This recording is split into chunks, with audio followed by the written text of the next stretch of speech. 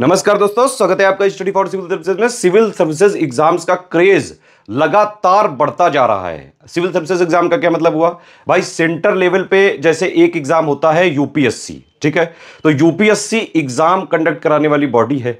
उससे लोग सिलेक्ट कहां होते हैं?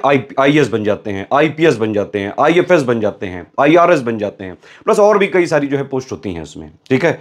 और प्लस स्टेट लेवल पे देखो, इंडिया लेवल पे यूपीएससी कराता है, ठीक है। स्टेट लेवल पे जो भी स्टेट पब्लिक सर्विस कमीशन होते हैं, मतलब कि लोक सेवा आयोग, जैसे उत्तर प्रदेश का है उत्तर प्रदेश लोक सेवा आयोग या फिर Uttar Pradesh public service commission, वैसे ही सारे स्टेट में होते हैं। उनसे क्या बनते हैं लोग? एसडीएम बनते हैं, डीएसपी बनते हैं, बीडीओ बनते हैं, एआरटीओ बनते हैं, नायब तहसीलदार बनते हैं। अब आजकल सोशल मीडिया इतना ज्यादा हावी हो चुका है और रील्स और शॉर्ट्स का वर्चस्व आजकल चल रहा है, तो जो स्टूडेंट्स हैं, चाहे वो 12th क्लास से नीचे वाले क्लासेस के हों, 9, 10, 11, 12 क्लास वाले हों या जस्ट 12 पास आउट हुए हों, ग्रेजुएशन के फर्स्ट सेकंड थर्ड ईयर में हो, किसी भी स्ट्रीम के हों, तो लोगों में ये उत्साह जरूर है और कई सारे स्टूडेंट सिविल सर्विसेज की तैयारी करना चाहते हैं। ये वाला क्वेश्चन कई सारे लोगों ने कई बार डिफरेंट तरीके से पूछा है कि भैया 12th के बाद आईएएस पीसीएस की तैयारी स्टार्ट कैसे करें। ये बड़ा इंपॉर्टेंट सवाल है। देखिए, सिविल सर्विसेज जो एग्जाम है ना, इसमें पेशेंस आपको रखना पड़ता है, धैर्य रखना पड़ता है। और ये कोई उस टाइप का जो है एग्जाम नहीं है जैसे बोर्ड रोड एग्जाम होते हैं कि भाई थोड़े दिन 2-4 महीना पढ़ के और आप टॉप कर लिया है। यहां पे ऐसे टॉप नहीं किया जाता है, बाकायदा एक सिस्टमैटिक प्रोसेस है। ये 3 फेजेस के एग्जाम होता है। ये देखो, जितने भी सिविल सर्विसेज के एग्जाम हैं सारे में 3 फेजेस की प्रक्रिया है। पहले तो आप ये समझो, जो लोग भी तैयारी करना चाहते हैं, 12th के बाद हो या 12th के पहले हो, ग्रेजुएशन के किसी ईयर में हो, जस्ट 12 पास आउट किए हो, तो भैया ये 3 स्टेप की प्रोसेस है। पहला होता है प्री, फिर होता है मेंस और फिर होता है इंटरव्यू, ठीक है। तब जाके आप जो है आईएएस, पीसीएस, एसडीएम, डीएसपी जो भी है सब बनते हैं। ये प्री में क्या होता है? प्री में होता है GS, general studies. General studies में कौन कौन से सब्जेक्ट होते हैं? पॉलिटी होता है, हिस्ट्री होता है, ज्योग्राफी होता है, साइंस होता है, इकोनॉमी होता है, एनवायरमेंट होता है, करंट अफेयर होता है, बहुत सारे सब्जेक्ट हैं इसमें, ठीक है। तो एक तो जीएस हो गया, प्लस एक होता है सीसेट का एग्जाम प्री में। सीसेट पे क्या होता है? जनरली जितने भी जो सिविल सर्विसेज के एग्जाम है वहां पे सीसेट का जो है एग्जाम जरूर आजकल होने लगा है, भले वो क्वालिफाइंग होता हो, 33% नंबर आते हो। उसमें क्या क्या आता है? जैसे यूपीएससी का आप देख लीजिए, रीजनिंग एप्टीट्यूड आता ही आता है, इंग्लिश की कोरोलरी आती है, इंटरपर्सनल स्किल के क्वेश्चन आ जाते हैं, ठीक है। स्टेट पीसेज में अगर आप देखें वहां हिंदी वाला कंपोनेंट भी आ जाता है, इंग्लिश भी आती है, रीजनिंग एप्टीट्यूड, इंटरपर्सनल स्किल, ये सब चीजें आती हैं। तो ये हो गई प्री। तो आपको ये तीनों स्टेज जब आप क्रॉस करेंगे तभी आप बनेंगे, ठीक है। प्री के लिए भी आपको पढ़ना पड़ता है, हालांकि ये छटनी वाली स्टेज होती है, एलिमिनेशन वाली चीजें होती हैं यहाँ पे। मतलब ये प्री से कभी भी जो प्री के मार्क्स होते हैं फाइनल रैंकिंग में कभी भी ऐड नहीं किए जाते हैं, ठीक है। दूसरा हो गया मेंस। यहां पे खूब लिखना पड़ता है जीएस के सब्जेक्ट, बेसिक जीएस नहीं कि भाई राष्ट्रपति का अपॉइंटमेंट कौन करता है, इस टाइप के क्वेश्चन नहीं आते हैं यहां पे, तो समझना पड़ेगा ये चीजें। यहां पे आपको पूरा एनालिसिस लेवल पे जो है करना होता है काम, आंसर राइटिंग करनी होती है, जीएस के पूरे पूरे पेपर लिखने होते हैं, कुछ शब्दों में होते हैं क्वेश्चन, 125, 200 वर्ड, 250 वर्ड, इस तरह की चीजें होती हैं। 20-20 क्वेश्चन लिखने होते हैं 3 घंटे के एग्जाम में। और ऐसे जीएस के, जैसे यूपीएससी में जीएस 1, 2, 3, 4 हो गया, वहां ऑप्शन अलग है। पीसीएस वाले में आजकल ज्यादातर में जीएस 1, 2, 3, 4 के अलावा स्टेट वाले कंपोनेंट आ रहे हैं, 5, 6, जो स्टेट से रिलेटेड चीजें होती हैं, ठीक है। तो ये यहां पे पूरा लिखना होता है, और जो यहां पे लिखना होता है ना, वो बोर्ड एग्जाम की तरह नहीं लिखना होता है। स्टूडेंट्स ये समझने की जरूरत है कि ये नहीं कि रटा रटाया, जैसे बोर्ड में होता है ना कि कुछ फॉर्मूला रट लिए, कुछ भी कोई भी क्वेश्चन आए उसमें बस वो चिपका दिए, ऐसा नहीं होता है। यहां पे बाकायदा आपका जो है एनालिसिस देखी जाती है, आपके बेसिक्स क्लियर है कि नहीं देखे जाते हैं, आपका कॉन्सेप्ट क्लियर है कि नहीं, आपको उस टॉपिक की अंडरस्टैंडिंग क्लियर है कि नहीं, आप सोच पा रहे हैं कि नहीं, आप इंटरप्रेट कर पा रहे हैं कि नहीं, आप ब्रेन स्टॉर्मिंग कर पा रहे हैं कि नहीं, खुद की थिंकिंग और सेल्फ एनालिसिस आप कर पा रहे हैं कि नहीं, ठीक है। इसके बाद होता है इंटरव्यू, ये होता है पर्सनालिटी का टेस्ट, ठीक है। और पर्सनालिटी जो है वो रातों रात नहीं बनती है, ये नहीं कि आज आप कोई दूसरी पर्सनालिटी थे कल दूसरी बन गए। उसके लिए लगातार मेहनत करनी पड़ती है, जीएस को पढ़ना पड़ता है, जीएस को समझना पड़ता है, करंट अफेयर पढ़ना पड़ता है, करंट अफेयर से लिंक करना आना चाहिए, इंटरलिंकिंग बहुत जरूरी है। ये वो जो नहीं कि पूरे दिन जो न्यूज में एक दूसरे को जो है कूटा करते हैं, वो उस टाइप की न्यूज नहीं। यहां पे आपकी पर्सनालिटी का पूरा टेस्ट होता है। तो पहले तो आपने समझ ली भाई कि प्रोसेस ये होती है। अब जब प्रोसेस ये होती है तो जैसे आप 12th में हैं या 12th के पहले वाले क्लासेस में या जस्ट 12 पास आउट हुए हैं, इन सभी लोगों के लिए मैं बता रहा हूं, सबसे पहले आप अपना आकलन करिए कि क्या आप एलिजिबल हैं। अब इसमें कई सारे स्टूडेंट्स के डाउट होते हैं कि अले थल मिले तो 12th में थिल जो है फुत्ती थिक्त पल थिंथ है, क्या मैं तल पाऊंगा? भाई देखो सिंपल समझो, यहां पे ये जो एग्जाम्स है सिविल सर्विसेज वाले, यहां पे 12th हो गया, 10th हो गया, ग्रेजुएशन हो गया, इसके मार्क्स का परसेंटेज नहीं आपसे पूछते हैं कि अगर आपके इतने परसेंटेज हैं तभी आपको देने दिया जाएगा। ना ना ना ना मुन्ना, ऐसा नहीं है। कई सारे ऐसे भी बहुत बड़े बड़े ऑफिसर हैं जिनके 46% है, 47% है, और बहुत बड़ी बड़ी पोस्ट पे जो है लोग बने हुए हैं। तो यहां पे ये समझने की जरूरत है कि आप एलिजिबल हैं, इसका मतलब यह है कि आपको अपने आप को मेंटली प्रिपेयर करना पड़ेगा। मेंटली प्रिपेयर का मतलब समझे कि ये कोई ऐसी प्रोसेस नहीं कि 2-4 दिन ट्रेनिंग ली, 5-6 वीडियो क्लासेस देखी और जाके आप फोड़ा है। ना ना ना ना, ऐसा नहीं होता है यहां पे। मेंटली प्रिपेयर का मतलब है कि आपको खुद पढ़ने की आदत होनी चाहिए, मेहनत करने की आदत होनी चाहिए। डेली पढ़ना पड़ेगा, रेगुलरली पढ़ना पड़ेगा, कंटिन्यूअसली पढ़ना पड़ेगा, थिंकिंग करनी पड़ेगी, एनालिसिस करनी पड़ेगी, आपको प्रैक्टिस करनी पड़ेगी, समझ रहे हैं कि नहीं? रिवीजन करना पड़ेगा एक रेगुलर फ्रीक्वेंसी पे। इन सब चीजों के लिए आपको मेंटली प्रिपेयर होना होता है। दूसरी बात यह भी है कि ऐसा जरूरी भी नहीं है कि आप पहले अटेम्प्ट में ही आप जो है निकाल लें। हाँ, कुछ चीजें अगर आप प्रिकॉशन लेते हैं, पहले से ही अपने आप को तैयार रखते हैं, तो हो भी सकता है कि आप फर्स्ट अटेम्प्ट में निकाल लें। और कई सारे, हर बार जितने भी लोग सिलेक्ट होते हैं उसमें एक अच्छा परसेंटेज होता है जो पहली बार में ही सिलेक्शन ले लेते हैं। लेकिन उनको जो वो सिलेक्शन लेते हैं पहली बार में, वो ये नहीं कि 2-4 महीने की तैयारी से आ गए। उनको लगातार उनके बेसिक कॉन्सेप्ट क्लियर होने चाहिए, उनकी जीएस की अंडरस्टैंडिंग क्लियर होनी चाहिए, उनको करंट अफेयर की टॉपिक की समझ होनी चाहिए, उनको जीएस को करंट अफेयर से लिंक करना आना चाहिए। लिंकिंग, इंटरलिंकिंग बहुत जरूरी है। 360 डिग्री एनालिसिस आपको करनी चाहिए। अगर आप जो है जिस तरह के मैंने बताया कि भाई 12th के पहले के हैं, 12th पास आउट हुए हैं, ग्रेजुएशन के किसी ईयर में हैं, आप सिविल सर्विसेज के एग्जाम की तैयारी करना चाहते हैं, तो आपको जो है अपनी चीजों की एनालिसिस बढ़ानी पड़ेगी। कोई भी आप जो है न्यूज सुनते हैं, उसमें क्या है, क्यों है, किस लिए है, अभी इसका पिछला हिस्ट्री क्या है, हाउ, व्हाट, वेयर, व्हाई, सारे क्वेश्चन आने चाहिए। प्रोस क्या है, कॉन्स क्या है, लेटेस्ट गवर्नमेंट स्कीम क्या है, लेटेस्ट करंट अफेयर क्या चल रहा है, समझ रहे हैं कि नहीं? 360 डिग्री एनालिसिस, पूरी एनालिसिस। तो ये सारी चीजों के लिए आपको मेंटली प्रिपेयर होना होता है। इसमें देखिए, कोई अगर ऐसे स्टूडेंट रहे हैं जो मान लीजिए जिन्होंने अच्छा परफॉर्म नहीं किया 10th तक, 12th तक, ग्रेजुएशन तक, तो भी उनको कोई निराश होने की जरूरत नहीं है, क्योंकि ये एग्जाम क्या कहता है कि भाई मेरा ये पैटर्न है, ठीक है, मेरा ये पैटर्न है, आप यहां पे आइए, एग्जाम में परफॉर्म करिए, अच्छे नंबर लाइए और जो है सिलेक्शन ले जाइए। समझ में आ गई बात? तो मिनिमम ये चीजें समझनी पड़ेंगी आपको कि आपके पहले आपकी कोई भी हिस्ट्री रही हो, पहले आप बहुत बदमाश टाइप के रहे हो, पहले जो है आप नहीं पढ़ने वाले रहे हो, लेकिन इस एग्जाम में अगर आपको सिलेक्ट होना है तो भैया लगातार पढ़ाई करनी पड़ेगी। शॉर्टकट नहीं चलते हैं यहां पे, ट्रिक्स नहीं चलती है यहां पे, सेल्फ स्टडी करनी पड़ती है, खुद प्रैक्टिस करनी पड़ती है। प्री में आपको जो है क्वेश्चंस की लगातार प्रैक्टिस करनी पड़ेगी, टॉपिक अंडरस्टैंडिंग क्लियर करनी पड़ेगी, पढ़ना पड़ेगा, बेसिक्स क्लियर होने चाहिए, करंट से इंटरलिंकिंग आनी चाहिए, आयोग का लेटेस्ट ट्रेंड और पैटर्न जो है आपको जो है फॉलो करते रहना है, आयोग का जो स्ट्रिक्ट सिलेबस होता है वो फॉलो करते रहना है। ठीक, दूसरी स्टेज में आपको लिखना पड़ेगा, चाहे आप कुछ भी पढ़ लो मेंस में, अगर आपने आंसर राइटिंग नहीं की तो आपका सिलेक्शन हो ही नहीं सकता है। तो लिखना पड़ेगा, यहां पे लगातार लिखना पड़ेगा, आपके हाथ को उस तरह से आपको ट्रेन करना पड़ेगा कि 3-3 घंटे लगातार आप बिल्कुल स्पीड से लिख पाए, नॉर्मल सी आंसर राइटिंग मेंटेन करते हुए। ठीक है, इस चीज के, और फिर उसके बाद इंटरव्यू होता है, वहां आप अकेले जाओगे और 4-4 वहां पे योद्धा बैठे होंगे आपको कूटने के लिए। जैसे जो कॉलेज में जो आप कोई जूनियर जाता है, जो कई सारे सीनियर जो घेर के जो रैगिंग करते हैं ना, उस टाइप की यहां पे इंटरव्यू होता है। सब करा जा सकता है, सारी चीजों के लिए बिल्कुल यह है कि भाई पहले कई सारे हजारों लाखों लोगों ने किया है। इसके लिए कोई ऐसा नहीं कि भाई आपको मंगल पे जाके जो है कोई ट्रेनिंग लेके आनी तभी आप कर पाओगे ना। लेकिन आपको यह समझना पड़ेगा कि आपको तैयार करना पड़ेगा, खुद को मेंटली प्रिपेयर करना पड़ेगा। मार्केट में चल रहे हैं मीठे झूठ से, आपको ये नहीं कि जो कह रहा है कोई, कह रहा है तुम आओ यार हम तुम्हारा सिलेक्शन कराएंगे, तुम ये बस देखो, वीडियो देखो, हो जाए सिलेक्शन। ना ना ना, मीठे झूठ से बचें, कड़वे सच को अपनाएं, क्योंकि अदरवाइज आपका करियर बर्बाद हो जाता है। लोग 15-15 साल जो है तैयारी कर लेते हैं। मेरे पास आते हैं कई सारे स्टूडेंट, अभी एक थोड़े दिन पहले की बात है, 12 साल उस स्टूडेंट ने तैयारी की, ना प्री निकला, ना मेंस निकला, ना इंटरव्यू निकला, लेकिन वो कहता है कि भाई मुझे समझ आ गई है जीवन की। उस समझ और तजुर्बे का क्या कर लोगे आप? ना पैसा है आपके पास, ना स्टेटस है, कोई समाज में भाव नहीं देगा। तो इसीलिए पूरी प्रॉपर प्लानिंग के साथ आपको आना चाहिए। तो मेंटली प्रिपेयर आपको इस चीज के लिए करना है कि क्या आप रेगुलर पढ़ पाएंगे, क्या आप रेगुलर करंट अफेयर फॉलो कर पाएंगे, क्या आप रेगुलर प्रैक्टिस कर पाएंगे, क्या आप रेगुलर आंसर राइटिंग लिख पाएंगे, ये चीजें।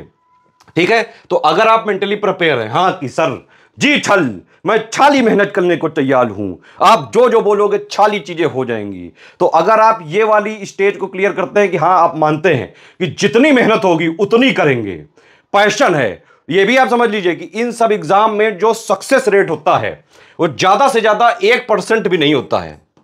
100 में से 1 लोग का भी हो जाए तो बड़ी बात होती है, समझ रहे हैं आप। अगर आप देखें जो है जैसे यूपीएससी में करीबन 10-11 लाख लोग फॉर्म भरते हैं और 1000 मैक्सिमम जो है पोस्ट होती हैं, इतना सक्सेस रेट होता है, आप निकाल सकते हैं खुद। तो ये लगभग 0.1% आया, इतना सक्सेस रेट होता है ये। इसीलिए मैं आपको बिल्कुल सच बताने आया हूं, एक्चुअली में जो सच बात है। तो मेंटली प्रिपेयर हो गए आप, तैयार हैं बिल्कुल भाई, मेहनत करेंगे, कूट देंगे बिल्कुल। जीवन भर हमने सर टॉप किया है, थल मैंने स्कूल का टॉपर हूं, मैं बोल का टॉपर हूं, मैं इंजीनियरिंग में टॉप करके आया हूं, मैं ग्रेजुएशन में टॉप करके आया हूं। ठीक है, टॉप करे होगे, लेकिन यहां पे इस एग्जाम में तुम्हारे जैसे हजारों टॉपर हैं, और टॉपर भी हैं और ऐसे लोग भी हैं जो एवरेज माइंडेड हैं, 45-6% वाले लोग, लेकिन वो लगातार मेहनत कर रहे हैं, एग्जाम की रिक्वायरमेंट पूरी कर रहे हैं, तो वो भी आपके कॉम्पिटिटर हैं। इन सबसे भिड़ के आप जो है, और फाइनली जो अच्छा परफॉर्म करता है वो जाता है। अब दूसरी स्टेज आती है कि हाँ भाई आप मेहनत कर लोगे, तैयारी कर लोगे, तो बेसिक क्या करा जाए। बेसिक करा जाए भाई, सबसे पहले एनसीईआरटी चबा जाओ। कैसे चबा जाओ, ध्यान से सुनना कौन कौन सी एनसीईआरटी पढ़नी होती है। अगर आपको सिविल सर्विसेज आईएएस पीसीएस का बिल्कुल बेसिक बनाना है तो सबसे पहला स्टेप है जो है मेंटली प्रिपेयर, दूसरा स्टेप है एनसीईआरटी करनी है। एनसीईआरटी कौन कौन सी करनी है, ये बेस बनाना है सिर्फ, मैं बताता हूं सुनिए। हिस्ट्री की 6 से लेकर 12 तक नई वाली, ठीक है। ज्योग्राफी की 6 से लेकर 12 तक नई वाली, सारी ज्योग्राफी की बुक्स पढ़नी है जो ज्योग्राफी एनसीईआरटी वाली है, ठीक है। जैसे 6, 7, 8, 9 जो है 10 तक एक एक बुक होती है, 11, 12 में 2-2 यहां पे होती हैं, ठीक है। हिस्ट्री की पूरी पढ़नी है, ठीक, जो है हिस्ट्री होगी, ज्योग्राफी होगी, पॉलिटी की 6 से लेकर 12 तक बेसिक करने के लिए, बेसिक मजबूत करने के लिए आप पढ़ सकते हैं। इकोनॉमी 9 से होती है, तो इकोनॉमी की 9, 10, 11, 12 वाली आप पढ़नी है, ठीक है। इसके अलावा कुछ और बुक्स भी आप चाहें तो पढ़ सकते हैं। सोशियोलॉजी की आती है 11, 12 की, थोड़ा सा वो पढ़ सकते हैं, कुछ अच्छी चीजें मिल जाती हैं सोशल इश्यूज और उन सब चीजों को समझने के लिए। साइंस आपको पढ़नी पड़ेगी 6 से लेकर 12 तक। साइंस के लिए तो जो है आपकी राह आसान कर दी स्टडी फॉर सिविल सर्विसेज ने। एक एनसीईआरटी साइंस का बड़े पापा वीडियो है, उसमें 6 से लेकर 12 तक जितना सिविल सर्विसेज एग्जाम्स के लिए जरूरी है वो एक ही वीडियो में दिया हुआ है, लेकिन वो वीडियो थोड़ा सा बड़ा है, करीबन 45 घंटे का है। आप इसको अगर आप पढ़ लेंगे तो एटलीस्ट जितना बेसिक है वो आपका क्लियर हो सकता है। या फिर आप इसको वीडियो को देखिए, या फिर इसमें जो वीडियो में जो जो चैप्टर समझाए गए हैं उनमें से जो फैक्ट और अंडरस्टैंडिंग वाले कॉन्सेप्ट वाले पार्ट हैं वो आप पढ़ सकते हैं, ठीक है। तो इतनी एनसीईआरटी आपको पढ़नी पड़ेगी। तो समझ में आ गया आईएएस पीसीएस के लिए कौन कौन सी एनसीईआरटी पढ़नी है। हिस्ट्री 6 से लेकर 12 तक, ज्योग्राफी 6 से लेकर 12 तक, इकोनॉमी 9 से लेकर 12 तक, साइंस 6 से लेकर 12 तक, पॉलिटी 6 से लेकर 12 तक। तो ये तो हो गया बेसिक। और इसको ये नहीं कि एक बार आपने पढ़ लिया बस जो है हो गया, बस थल मैंने एनसीईआरटी पढ़ लिया, मैं पीसीएस आईएएस बनने के लिए तैयार हूं। ना, ऐसा नहीं होता है। एनसीईआरटी आप पहले चबाइए, मतलब आपने 1 बार पढ़ी, 2 बार पढ़ी, 3 बार पढ़ी, उसको समझिए। जैसे आप देखेंगे जो छोटे क्लासेस की एनसीईआरटी होती है 6, 7, 8 में कई सारे जो है टीचर और स्टूडेंट की एक्टिविटी लिखी होती है, वो सब नहीं पढ़नी है। पढ़ना क्या है वो समझिए। एनसीईआरटी में आपको वो चीजें पढ़नी है जहां पे कोई फैक्ट हो, ठीक है, जहां पे कोई कॉन्सेप्ट हो, जहां पे कोई अंडरस्टैंडिंग वाली चीज हो। ये 3 चीजों पे फोकस करना होता है, सारी चीजें नहीं एनसीईआरटी की पढ़नी है।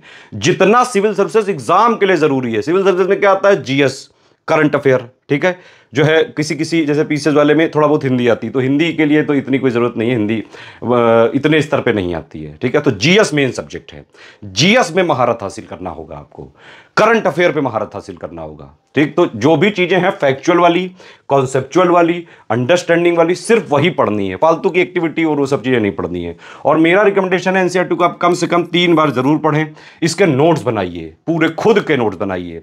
दुनिया में कहीं से भी आप नोट्स ले लो, जो आपने खुद के अपने नोट्स बनाए होते हैं, पढ़ के, एनालिसिस करके, समझ के, अपने हिसाब से। क्योंकि आप जब नोट्स बनाते हैं अपने, तो आपकी अपनी अंडरस्टैंडिंग है। मान लो कोई फैक्ट नहीं समझ में आ रहा है, उसकी कोई ट्रिक बना ली, है ना, कोई जो है कॉन्सेप्ट है, जो है अब जैसे एनसीईआरटी में कई सारी चीजें आप पढ़ेंगे, तो उसको पढ़ते नहीं जाना है, उसको समझते जाना है। एक चैप्टर पढ़ा आपने, उसको जो है अपना जो है आंख बंद करके थोड़ी देर अपनी जो है मनन करिए कि अच्छा इस चैप्टर में क्या क्या मैंने पढ़ा।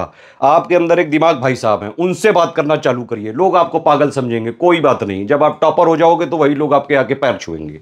तो जब तक आप तैयारी के फेस में हैं तब तक आपकी ट्रोलिंग होती है।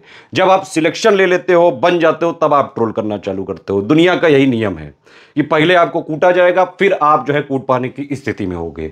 तो कूट पाने की स्थिति में आने के लिए अपनी कुटाई करवाना जरूरी है। समझ में आ गई बात।